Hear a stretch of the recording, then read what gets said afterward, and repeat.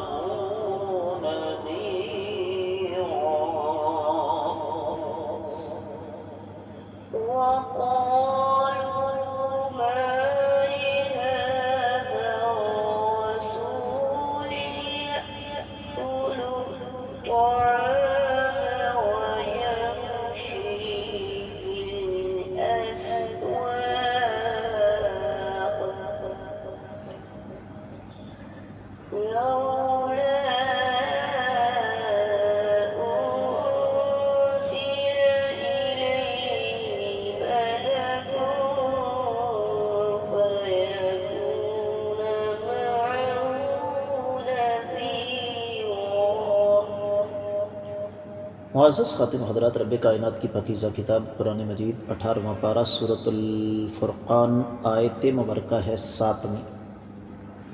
اللہ رب العزت ارشاد فرماتے ہیں، وقالوا، اور ان ظالموں نے یہ کہا، ما لہذا الرسول، یہ کیسے رسول ہیں، یأکلوا، جو کھاتے ہیں، الطعام، کھانا،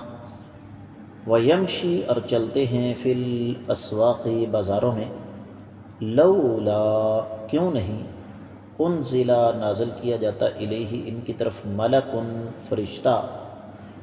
فیکون، پس وہ ہو، معہ، ان کے ساتھ، نذیرا، ڈرانے والا۔ با محاورہ ترجمہ سماعت فرمائیے گا۔ اور انہوں نے یہ کہا کہ یہ کیسا رسول ہے کہ کھانا کھاتا ہے اور بازاروں میں چلتا پھرتا ہے، اس کے پاس کوئی فرشتہ کیوں نہیں بھیجا جاتا کہ وہ بھی اس کے ساتھ ہو کر ڈرانے والا بن جاتا۔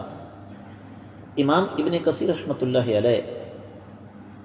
ابتدائی جملہ ہی بڑا پیارا یہاں نقل فرماتے ہیں کہ یخبر تعالی عن تعنت الکفار وعنادہم وتکذیبہم للحق بلا حجت ولا دلیل منہم، کہ رب کائنات کافروں کی یہاں بے وقوفی کا تذکرہ کر رہے ہیں، ان کی دشمنی، ان کا عناد، اور حق کے لیے ان کی تکذیب یعنی حق کو جھٹلانا بغیر کسی حجت اور بغیر کسی دلیل کے۔ اور انہوں نے اس کی تعلیل یہ پیش کی کہ بھئی یہ رسول کیسے ہیں، محمد صلی اللہ علیہ وسلم ہماری طرح کھاتے ہیں اور ان کی ضروریات بھی ویسی ہی ہیں جیسی ہماری ہیں، اور یہ پھر تجارت کے لیے، ضروریات کے لیے بازاروں میں چلتے پھرتے ہیں، تو ان پر کوئی فرشتہ نازل کیوں نہیں ہوتا اللہ کی طرف سے تاکہ وہ ان کی سچائی کا گواہ ہو۔ اور یہی بات معزز خاتم حضرات فرعون نے بھی کہی تھی۔ امام ابن کثیر رحمۃ اللہ علیہ سورہ زخرف کی 53ویں آیت مبارکہ لے کر آئے ہیں اسی مناسبت سے، فَلَوْلَا أُلْقِيَ عَلَيْهِ أَسْوِرَةٌ مِّن ذَهَبٍ أَوْ جَاءَ مَعَهُ الْمَلَائِكَةُ مُقْتَرِنِينَ، کہ رسول اللہ صلی اللہ علیہ وسلم پر اللہ کی طرف سے سونے کے کنگن کیوں نہیں ڈالے گئے، یا پھر ان کی مدد کے لیے آسمان سے فرشتے کیوں نہیں نازل کیے گئے؟ تو امام ابن کثیر رحمۃ اللہ علیہ فرماتے ہیں وَكَذَلِكَ قَالَ هَؤُلَاءِ السَّوَاءُ وَكَذَلِكَ قَالَ هَؤُلَاءِ عَلَى السَّوَاءِ تَشَابَهَتْ قُلُوبُهُمْ، کہ یہ ہر دور میں ایسا ہوتا رہا ہے،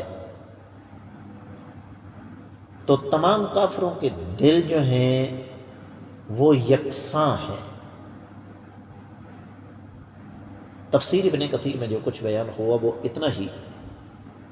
دیگر کتب تفسیر کا جائزہ لیا جائے تو اہل علم نے سب سے پہلے ایک مناسبت ذکر فرمائی ہے۔ خاص طور پر امام شوکانی نے فتح القدیر میں یہ فرمایا کہ جب رب کائنات ان ظالموں کے قرآن پر اعتراض اور طعن سے فارغ ہوئے تو پھر ان ظالموں کی اگلی حماقت ذکر فرمائی رب کائنات نے، کیونکہ کفار قریش کے نزدیک رسول وہ ہستی ہوتی ہے جو نہ تو کھانا کھائے نہ بازاروں میں چلے پھرے، تو ان کے نزدیک یہ بڑے تعجب کی بات تھی۔ جس طرح کہ امام ابن القیم رحمہ اللہ نے الصواعق المرسلہ میں لکھا، پھر تفسیر ابن جریر ہے، تفسیر العلیمی وغیرہ ہے، تو ان کے نزدیک رسول صلی اللہ علیہ وسلم کا کھانا کھانا اور بازاروں میں پھرنا یہ بڑی عجیب و غریب بات تھی۔ اور ساتھ ہی اگلی بات انہوں نے کر دی کہ بھئی صاف اور سیدھی بات ہے، یہ اکیلے تن تنہا یہاں پر ہمیں دعوت دیتے پھر رہے ہیں، ان کے پاس تو فرشتہ ہونا چاہیے اور اس فرشتے کو ہم اپنی آنکھوں سے دیکھیں تاکہ وہ ان کے ساتھ مل کر دعوتی امور جو ہے وہ سر انجام دے۔ اہل علم یہ لکھتے ہیں کہ مشرکین اور ملحدین نبی کریم صلی اللہ علیہ وسلم پر جو اعتراضات اٹھاتے تھے ان میں سے ایک یہ بھی ہے۔ آپ یہ دیکھیں کہ پچھلی آیات مبارکات میں ہم نے یہ پڑھا کہ ان ظالموں نے کہا کہ محمد صلی اللہ علیہ وسلم نے اس قرآن کو اپنی طرف سے گڑھا ہے، پھر یہ کہا کہ قرآن تو صرف داستانوں کی ایک کتاب ہے۔ اب یہاں پر تیسرا اعتراض کیا اہل علم نے، یہاں ایک اور بڑی پیاری بات کی ہے، وہ کہتے ہیں کہ اصل بات یہ ہے کہ رسالت کو جٹلانے کے لیے ضروری نہیں کہ انسان براہ راست یہ کہے کہ کائنات کے امام صلی اللہ علیہ وسلم اللہ کے سچے نبی نہیں ہیں۔ یہ بات ضروری نہیں کہ بندہ زبان سے ہی کہے، بلکہ انسان بسا اوقات ڈھکے چھپے لفظوں میں اس بات کا اظہار کرتا ہے۔ اور دلچسپ بات یہ ہے کہ یہ سلسلہ آج بھی جاری ہے۔ اب آپ یہ دیکھیں کہ اہل مکہ کے نزدیک رسول کریم صلی اللہ علیہ وسلم نعوذ باللہ رسول نہیں تھے، اس لیے کہ آقا علیہ الصلوۃ والسلام کھاتے پیتے تھے، بازاروں میں چلتے پھرتے تھے۔ آج عقیدے کی خرابی کا شکار بہت سارے مسلمان، ان کے نزدیک اللہ کے رسول صلی اللہ علیہ وسلم انسان ہے ہی نہیں، یعنی مکہ والے کہتے تھے کہ انسان مانیں گے لیکن رسول نہیں مانیں گے، اور یہ رسول ماننے کے لیے تیار ہیں لیکن انسان ماننے کے لیے تیار نہیں ہیں۔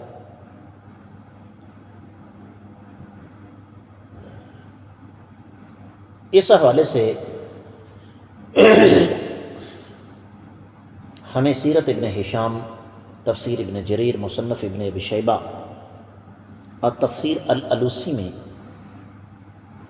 ایک واقعہ ملتا ہے کہ قریش کے بڑے ایک جگہ جمع ہوئے، ابو جہل، ولید بن مغیرہ، عاص بن وائل وغیرہ، اور انہوں نے وہ مشہور و معروف پیشکش کی جو ہمیں کثرت کے ساتھ کتابوں میں مل جاتی ہے کہ بتائیے آپ چاہتے کیا ہیں؟ مال، بادشاہی، سرداری؟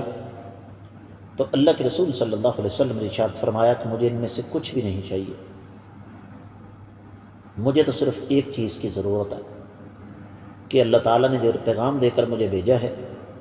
تم اس پیغام کو تسلیم کر لو، میں ڈرانے والا بھی ہوں، خوشخبری سنانے والا بھی ہوں، میری مان لو گے تو جنت میں جاؤ گے، نہیں مانو گے تو میں نے اپنا کام کر دیا، تمہیں نصیحت کر دی، تو پھر تمہارا معاملہ اللہ تعالیٰ کے درمیان ہے۔ تو وہ ظالم کہنے لگے کہ اگر آپ واقعی سچے رسول ہیں تو اللہ تعالیٰ سے دعا کیجئے کہ اللہ تعالیٰ فرشتہ بھیجے جو آپ کی رسالت کی تصدیق کرے، گواہی دے کہ آپ واقعی اللہ کے رسول ہیں، اور ساتھ سوال کیجئے کہ آپ کے لیے محلات بن جائیں، باغات بن جائیں۔ آپ تو بازاروں میں چلتے پھرتے ہیں، ہماری طرح کسب معاش کرتے ہیں، تو پھر ہم کیسے آپ کا یہ مرتبہ اور مقام تسلیم کر لیں؟ تو اللہ کے رسول صلی اللہ علیہ وسلم نے ارشاد فرمایا کہ میں اپنے اللہ سے یہ بات نہیں مانگ سکتا، یہ چیز نہیں مانگ سکتا، میرے اللہ نے مجھے جس کام کے لیے بھیجا ہے میں وہ کام کر رہا ہوں۔ تو اللہ تعالیٰ نے یہ آیت مبارکہ نازل فرما دی۔ تو دوسرے لفظوں میں یہاں پر جو چیز سمجھنے والی ہے وہ یہی کہ ان کے نزدیک کائنات کے امام صلی اللہ علیہ وسلم کے ساتھ منسلک جو حاجات ہیں، انسانی حاجات، وہ بڑی تعجب والی تھی، یہ نہیں ہونی چاہیے تھی۔ اور جیسے میں نے آپ کی خدمت میں عرض کیا کہ یہ سلسلہ تو آج بھی جاری ہے، کہ آج بھی یہ کہا جاتا ہے کہ جی اللہ کے رسول صلی اللہ علیہ وسلم کھاتے پیتے نہیں تھے، نبی علیہ الصلوۃ والسلام کے بارے میں وہ باتیں کی جاتی ہیں جو نہیں کرنی چاہیے۔ بات کو اختتام کی طرف لے کر چلتے ہیں۔ اہل علم یہ فرماتے ہیں کہ رب کائنات نے اس آیت مبارکہ اور اس کے بعد والی آیات مبارکات میں مشرکین کے حوالے سے 5 باتوں کا تذکرہ کیا ہے کہ وہ نبی کریم صلی اللہ علیہ وسلم پر 5 اعتراض کرتے تھے۔ یہاں ما استفہامیہ ہے اور یہ استفہام انکاری ہے، یاد رکھیے، ما یہاں استفہامیہ ہے اور یہ استفہام انکاری ہے کہ بھئی یہ رسول صلی اللہ علیہ وسلم کیا چیز ہیں، یہ بازاروں میں چلتے پھرتے ہیں، کھاتے پیتے ہیں۔ تو یہ ان کا ایک اعتراض تھا۔ حقیقت بات یہ ہے کہ یہ ان کی عقل کی کمزوری تھی، جس طرح کہ تفسیر المراغی اور تفسیر روح البیان وغیرہ میں لکھا ہوا ہے، اس لیے کہ نبی کریم صلی اللہ علیہ وسلم کی سب سے بڑی خوبی یہ نہیں تھی کہ وہ آپ کھاتے پیتے تھے، بلکہ خوبی یہ تھی کہ آپ کے پاس نبوت اور رسالت تھی، اس کی طرف ان کا دھیان نہیں تھا، اور یہ بھی ان کی فرمائش کے ساتھ فرشتہ آ جائے۔ تو یہ دراصل بالکل جس طرح آج کل بہت سارے لوگ یہ سمجھتے ہیں کہ ہم حق کو قبول کر کے اللہ پر اور اسلام پر احسان کریں گے، یہ سوچ ان کی تھی کہ ہماری یہ فرمائش پوری کرو، ہماری یہ فرمائش پوری کرو تو تب ہم ایمان لائیں گے۔ یقینی طور پر یہ سوچ اس وقت بھی غلط تھی اور آج بھی غلط ہے۔ وجہ کیا ہے اور وجہ کیا تھی؟ معزز خواتین و حضرات، ہم اللہ تعالیٰ کے دین کے محتاج ہیں، اللہ تعالیٰ کا دین ہمارا محتاج نہیں۔ کائنات میں سے، اس ساری دنیا میں سے ایک شخص بھی اگر اللہ تعالیٰ کے دین کو قبول نہ کرے تو اللہ تعالیٰ کا کوئی نقصان نہیں۔ تو اس آیت مبارکہ سے ہمیں سبق یہ ملتا ہے کہ ہمیں اعتراضات کی طرف نہیں جانا چاہیے، ہمیں چور راستے نہیں تلاش کرنے چاہیے، بلکہ تسلیم اور رضا کا راستہ اختیار کرنا چاہیے۔ اس کے ساتھ ہی آج کا سبق مکمل ہوتا ہے، اجازت چاہوں گا۔ السلام علیکم ورحمۃ اللہ وبرکاتہ۔